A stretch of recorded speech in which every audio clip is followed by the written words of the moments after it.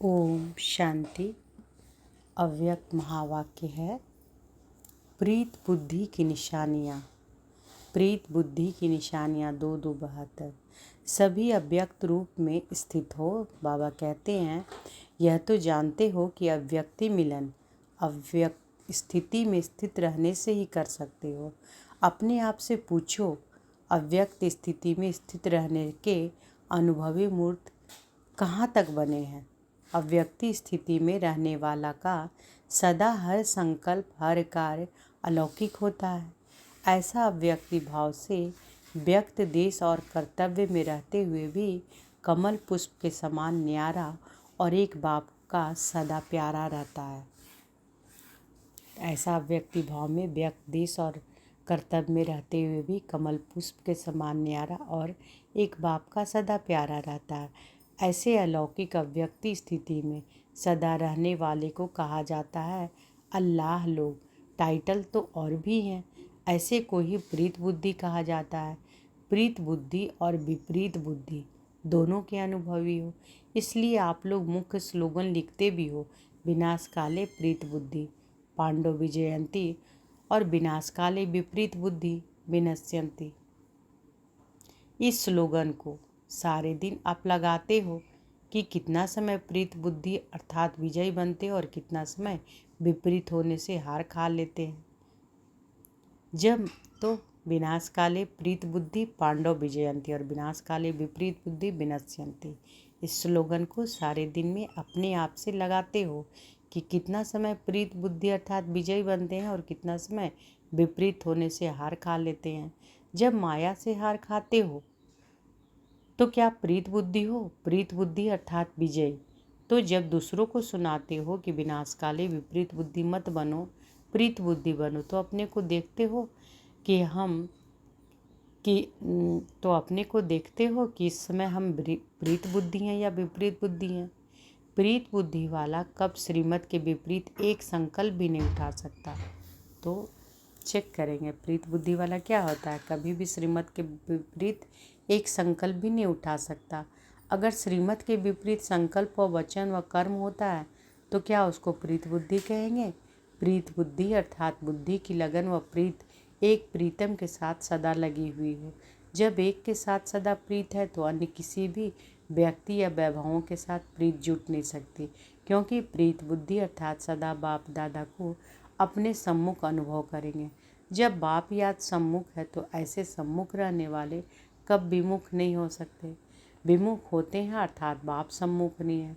प्रीत बुद्धि वाले सदैव बाप के सम्मुख रहने के कारण उनके मुख से उनके दिल से सदैव यही बोल निकलते हैं।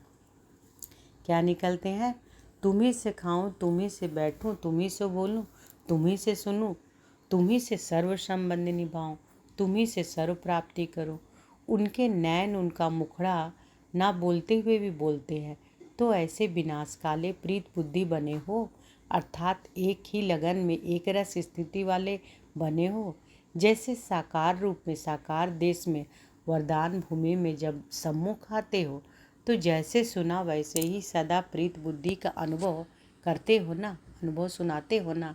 ऐसे ही बुद्धि योग द्वारा सदा बाप दादा के सम्मुख रहने का अभ्यास करो। तो क्या सदा प्रीत बुद्धि नहीं बन सकते?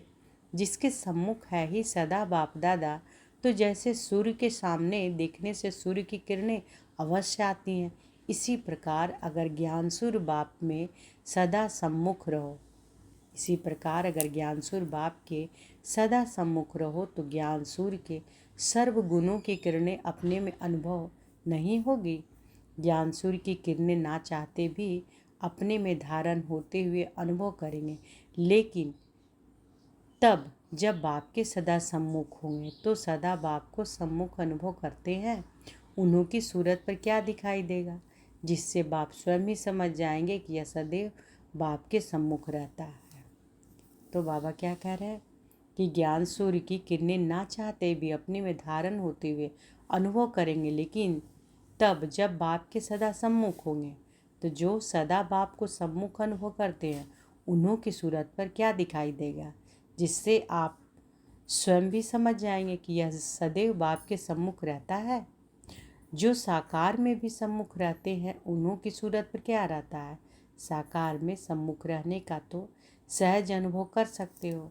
बहुत पुराना शब्द है, रिवाइज कोर्स चल रहा है ना, तो पुराना शब्द भी रिवाइज हो रहा है। यह भी बुद्धि की ड्रिल है। बुद्धि में मनन करने की शक्ति आ जाएगी।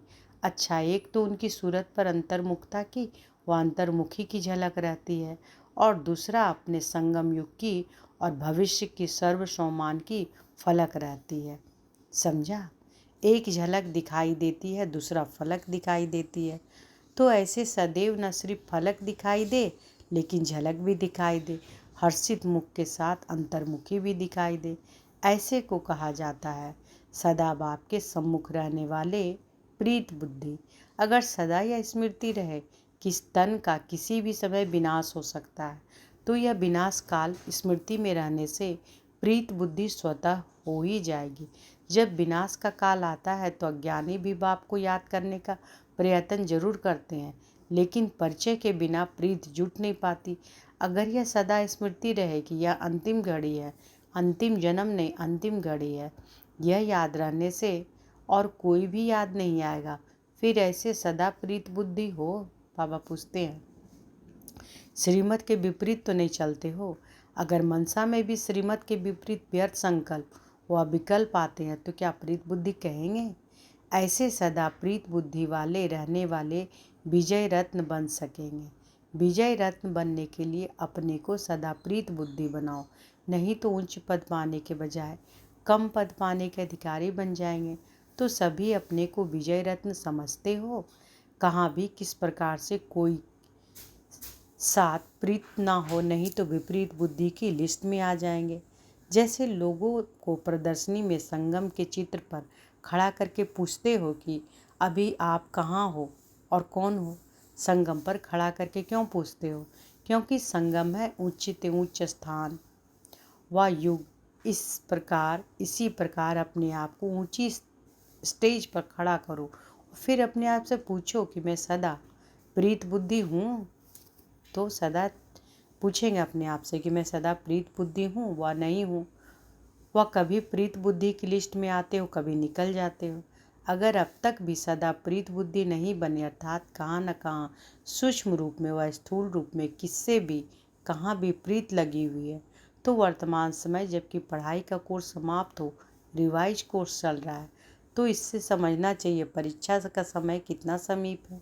जैसे आजकल कौरव गवर्नमेंट के बीच बीच में पेपर लेकर उन्हों की मार्क्स फाइनल पेपर में जमा करती है, इसी प्रकार वर्तमान समय जो भी कर्म करते हो समझो प्रैक्टिकल पेपर दे रहे हैं, है ना।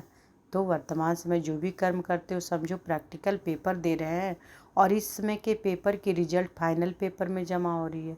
अभी थोड़े समय में यह भी अनुभव करेंगे, कोई भी विकर्म करने वाले को सूक्ष्म रूप में सजाओं का अनुभव होगा। जैसे प्रीत बुद्धि चलते चलते बाप के चरित्र, बाप के कर्तव्य की स्मृति में रहने से बाप के मिलने का प्रैक्टिकल अनुभव करते हैं, वैसे विपरीत बुद्धि वाले विमुख होने से सूक्ष्म सजाओं का अनुभव करेंगे। इसलिए फिर भी बाप दादा पहले ही से सुना रहे हैं कि उन सजाओं का अनुभव बहुत कड़ा है। उनके सीरत से हर एक मन अनुभव कर सकेंगे कि इस समय यह आत्मा सजा भोग रही है। कितना भी अपने को छिपाने की कोशिश करेंगे लेकिन छिपा नहीं सकेंगे। वह एक सेकंड की सजा अनेक जन्मों का दुख अनुभव कराने वाली है। जैसे बाप के सम्मुख आने से एक सेकंड का मिलन आत्मा के अनेक जन्मों की प्यास बुझा देते हैं, ऐसे ही विमुख वाले को भी अनुभव होगा। फिर उन सजाओं से छूट कर अपनी स्टेज पर आने में बहुत मेहनत लगेगी। इसलिए पहले ही से वार्निंग दे रहे हैं कि अब परीक्षा का समय चल रहा है। ऐसे फिर उलाहना नहीं देना कि हमें क्या चाहिए, इस कर्म की इतनी गुई गति है, तो फिर उलाहना नहीं देना कि हमें क्या मालूम कि इस कर्म की इतनी गुई गति है। इसलिए सूक्ष्म सजाओं से बचने के लिए अपने से ही अपने को सदा सावधान रखो। अब गफलत नहीं करो। अगर जरा भी गफलत है तो जैसे कहावत है, एक का 100 गुना लाभ भी मिलता है और एक का 100 गुना दंड भी मिलता है। यह बोल अभी प्रैक्टिकल में अनुभव होने वाले हैं। इसलिए सदा बाप के सम्मुख सदा प्रीत बुद्धि बनकर रहो। अच्छा, सदा सम्मुख रहने वाले लकी सितारों को बाप दादा भी नमस्ते कहते हैं। अच्छा, तो इस महावाक्य में क्या बाबा बोले कि प्रीत बुद्धि अर्थात बुद्धि की लगन व प्रीत एक प्रीतम के साथ सदा लगी हुई हो।